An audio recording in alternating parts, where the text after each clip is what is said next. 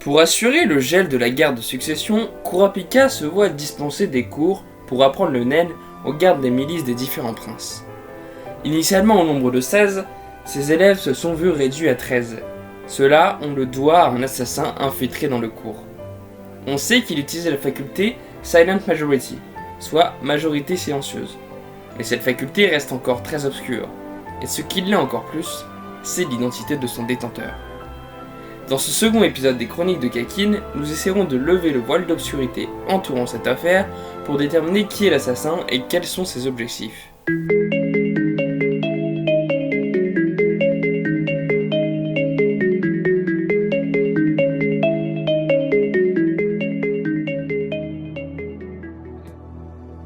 Tout d'abord, si vous n'avez pas vu le premier épisode de la série, je vous conseille vivement de le regarder.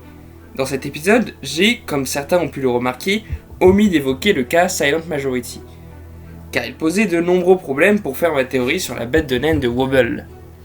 Contrairement à Kurapika, j'ai décidé de dissocier les 5 premiers meurtres de l'arc et les 2 seconds arrivés pendant les cours de ce dernier. Malgré leurs nombreuses similitudes, car les 7 sont morts par aspiration du sang, j'ai préféré penser qu'il s'agissait là d'une méthode pour Togashi de camoufler la bête de naine de Wobble. Alors sans pour autant écarter cette théorie, j'aimerais cette fois-ci m'en tenir au raisonnement de Kurapika, qui est certainement 14 fois plus intelligent que moi. Selon lui, les meurtres de son cours et ceux du début de l'arc ont été commis par une seule et même personne. Il ne s'agirait pas de l'attaque d'une bête de naine, car même les non-utilisateurs de naine sont aptes à voir les Tochiboko, serpents blancs aux lèvres maudites aspirant le sang d'êtres vivants, contrairement aux bêtes de naine qui sont invisibles aux yeux des non-utilisateurs. Alors, désolé pour toi Kurapika, mais une bête de naine pourrait totalement avoir matérialisé les Tochiboko, avec du naine de la matérialisation. On sait par exemple que la bête de naine du prince Lusurus est de la matérialisation, et qu'elle permet de matérialiser le désir de sa cible. On ne l'a cependant toujours pas vu à l'action. Donc Kurapika n'est pas infaillible, bien qu'il soit intelligent, il y a des chances qu'il se trompe. Cependant, il est difficile de se mettre à penser que Silent Majority est la bête de naine de Wobble. Même impossible de le penser, on a accès au songe de l'assassin, sans pour autant que Togashi nous révèle son identité. Quelques passages brouillons nous amènent à nous tromper, en mêlant des songes différents de différents personnages sans qu'on ne sache qui parle, de manière à nous faire croire que l'assassin n'est autre que Urikov, le garde de Benjamin, envoyé pour analyser le comportement des différents gardes, et venir en aide à Baimimena. Ceci est sans nul doute volontaire de la part de Togashi. Il savait forcément qu'il comptait élire assassin, et ce procédé avait pour objectif de le dissimuler. Alors immédiatement, on va pouvoir procéder par élimination. Déjà, parmi les 16 élèves, on peut immédiatement écarter les 3 victimes. Barigen, Myohan et Loveli, la servante sur laquelle la faculté avait été fixée. On peut aussi écarter les 4 autres utilisateurs de naine identifiables, grâce à Urikov. On sait que la salle en contenait 6. Loveli, qui était victime de Silent Majority, Urikov lui-même, Virelint, le hunter supposé vérifier la fiabilité des cours de Kurapika pour la reine Sevanshi, les 2 membres de la milice d'Alkenbourg, affectés par la bête de naine de leur prince, et un inconnu qui du coup, selon Urikov, serait l'assassin. Il ne reste donc plus que 9 suspects en liste, dont 3 servantes de Kashu et Fugetsu, Tenftori, garde de Shanghai, Tanjin, garde de Tserenich, Longi, garde de Tsubepa et son chef Maor, Satobi, chef des gardes de la reine d'Oazul, et Musagio, chef des gardes de la reine Swinko Swinko. Maintenant la question qui fâche, qui est l'assassin ? Alors avant toute chose, pour déterminer qui est le coupable de cette jolie liste, il faut déterminer les motivations du meurtrier. Dans l'épisode précédent, on avait établi que les 5 premiers meurtres du premier jour avaient pour objectif d'assurer la protection de Wobble. Cependant, quand on analyse le comportement de Silent Majority dans les cours de Kurapika, on comprend rapidement que son but est de tuer pour tuer. Rapidement, au bout de 2 jours et donc 2 meurtres, on s'aperçoit qu'un climat d'incertitude apparaît chez les différents gardes. Ils ne font plus confiance à Kurapika, le soupçonnent même de comploter pour les assassiner un à un. On peut donc imaginer que l'objectif du meurtrier était justement de faire naître ses soupçons envers Kurapika, et donc empêcher qu'il prenne de l'importance, devienne dominant dans la garde de succession. Il faut empêcher qu'il soit au centre d'une forme d'alliance entre les princes inférieurs. Alors si on poursuit ce raisonnement, le meurtrier est quelqu'un pour qui une telle alliance représenterait un danger. Et dans le cadre de la guerre de succession, qui serait dérangé par une alliance entre les princes inférieurs?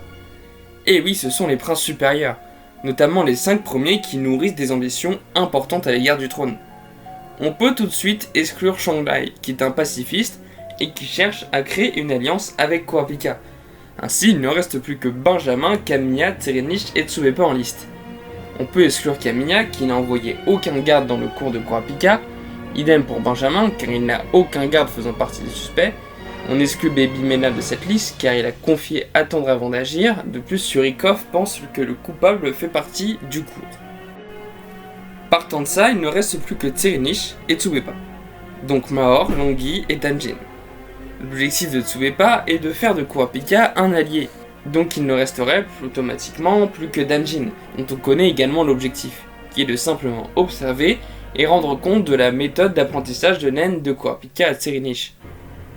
Ainsi, il ne resterait plus aucun suspect. Bien entendu, il pourrait y avoir un acte de désobéissance, et donc un garde qui agit contre les ordres de son prince pensant faire bien. Mais on connaît à peu près les motivations des différents gardes, alors ce serait quelque chose d'étonnant. Eh bien, ce serait oublier l'importance des reines dans la guerre de succession. Et oui, en effet, cette guerre n'est pas qu'un conflit entre les différents princes, c'est un conflit entre les reines, qui veulent par conséquent devenir la grande reine-mère de Kakin. Par conséquent, il ne reste plus que 2 suspects, Satobi, garde de Azul, et Museljo, garde de Sunko Sunko. On sait que Museljo ne savait pas trop ce qu'il foutait là, tandis que Satobi, beaucoup plus sérieux, ressentait Kurapika comme étant une menace. De plus, de tous, c'était le seul à vraiment le craindre dès le départ, en jouant au fin observateur. Il craignait de se faire manipuler et que Kurapika manipule tout le monde pour le joindre à sa cause. Et oui, vous tenez mon suspect numéro 1. Cependant, de ce qu'on a pu en voir, la reine d'Oazul n'est pas quelqu'un docile.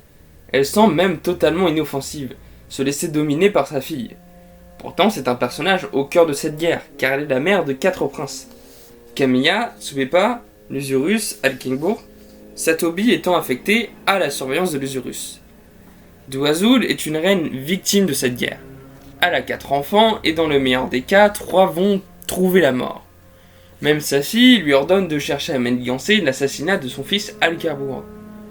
Elle doit terriblement en souffrir.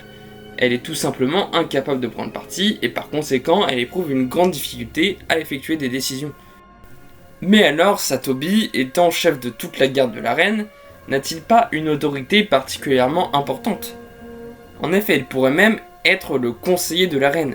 Son objectif serait de la protéger, elle et elle seule. Il n'a pas besoin d'avoir reçu un ordre de qui que ce soit et a tout intérêt à agir de son propre chef pour protéger une femme dominée et fragile. De plus, on apprend qu'il existe une alliance entre la garde de Unma, la première reine, et celle de D'Oazul, la seconde reine. Alors que d'habitude, les 2 gardes sont en conflit continuel. Avec la garde de succession, elles parviennent à s'entendre. Selon Shakers, un garde de D'Oazul lui-même. L'intérêt de cette alliance réside dans le fait d'avoir un contrôle total sur la guerre. Et donc il ne faut absolument pas laisser les reines et les princes inférieurs former des alliances. Ainsi, Satobi aurait tout à gagner en détruisant cette alliance dans l'œuf. Voici quelques preuves de sa culpabilité pour les moins convaincus.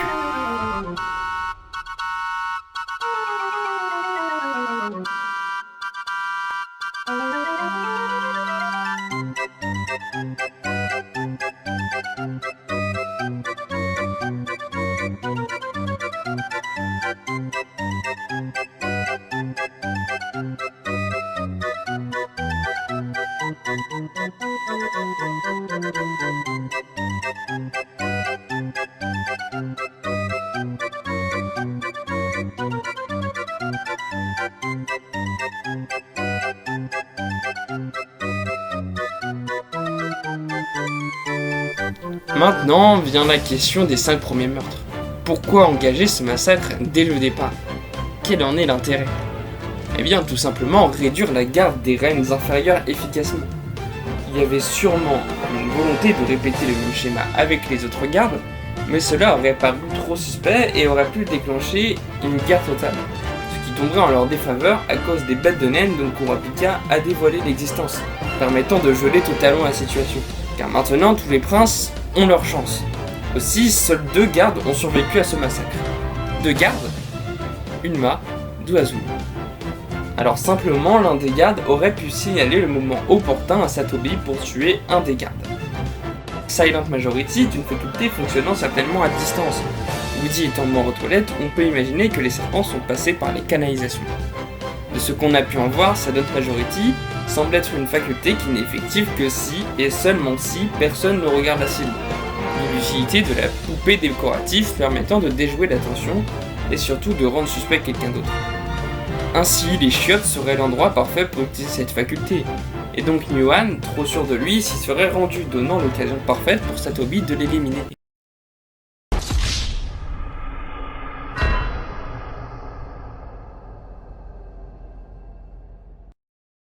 Aussi, suite à cela, Satobi et Maor se révoltent. C'est l'occasion parfaite pour faire rejoindre les autres dans sa cause, grâce à la méfiance envers Kurapika. C'est sûrement lui qui a discuté avec Maor au préalable. Les deux sont peut-être déjà assez proches car ils sont responsables de la sécurité d'un enfant de Duazul, Tsubeba, pour l'inciter à se révolter et ensuite suivre le mouvement. Cependant, Verenat est parvenu à calmer le jeu et disant qu'il faut surtout rester sur ses gardes. Ce à quoi Maor devient compréhensif, tandis que Satobi l'attaque directement sur son utilité dans le cours en tant que connaisseur de Nen. Ce à quoi ce dernier répond en ces termes. C'est le genre de truc que dirait quelqu'un qui se croit tout permis, tu en as conscience. En tout cas dans la tradition canon. Maintenant, arrivons au dernier problème de cette théorie. Les 4 meurtres suivant Woody. Si la condition d'activation de Silent Majority c'est justement que personne ne soit témoin du meurtre, alors comment Satobi a-t-il pu tuer les 4 en même temps? Alors là-dessus, je pense que c'est une exception à cette faculté. Si un témoin du meurtre est victime du meurtre, alors ça passe. Pour finir, on sait que Silent Majority peut également se lire les 11 personnes en japonais. Alors qu'arriverait-il au 11e meurtre? La capacité arriverait-elle à son maximum? L'utilisateur mourrait-il? Ou alors la faculté évoluerait-elle vers un stade supérieur? Dans tous les cas, il ne lui reste plus que 4 meurtres avant d'atteindre ce nombre fatidique. 4 meurtres, comme on a pu le constater, peuvent être effectués simultanément. Alors si d'avenir 4 personnages sont isolés dans une pièce, craignez pour leur vie, car Silent Majority rôde peut-être. Sa prochaine action arrivera sûrement dans les prochains chapitres, alors surveillez le comportement de Satobi, qui attend certainement son occasion pour briller. Cependant, je pense qu'il est un peu tard pour ce dernier d'agir. Maintenant que la confiance est instaurée entre Kurapika et ses élèves, la meilleure chose à faire serait de tuer l'un des 2 gardes ayant acquis le Nen grâce à la Steel Chain, pour faire croire justement que c'était une ruse de Kurapika pour les éliminer. Donc éliminer soit Maor, soit la servante Ladiolus. Donc la servante Ladiolus, car Maor fait partie de la milice d'un des enfants de Duazul. Ce à quoi Kurapika va être amené à utiliser sa Dowsing Chain pour découvrir qui est l'assassin, chaîne qu'il s'est obligé à garder secrète, malgré sa puissance de dissuasion, pour ne pas révéler cette capacité à tous les princes. Après, ceci n'est qu'une idée de comment les choses pourraient se dérouler.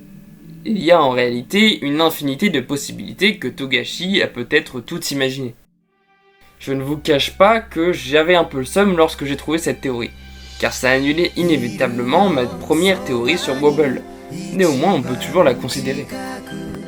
Et oui, finalement, le seul problème vient du meurtre de Nyuan dans les chiottes, dans les mêmes conditions que Woody. Sauf qu'on y voit les serpents fuir, montrant bien que les Tsushiboko sont responsables de la mort des 5 premiers gardes. Cependant, on peut imaginer que les Tsushiboko sont arrivés après le meurtre de la faculté de la bête de naine de Wobble, ce qui expliquerait son envie d'aller aux toilettes. Bon, c'est un peu tiré par les cheveux, mais je vous laisse vous faire votre propre avis. N'hésitez pas à me le dire en commentaire, ou à laisser un petit like. Je vous laisse un petit sondage ci-dessus. Vous pouvez me retrouver sur Twitter, n'hésitez pas à vous abonner tout comme vous l'avez fait à cette chaîne. Enfin, je l'espère pour vous, hein. Nous nous retrouverons dans quelques semaines pour le prochain épisode des Chroniques de Kakin, et on ne manque pas de sujet.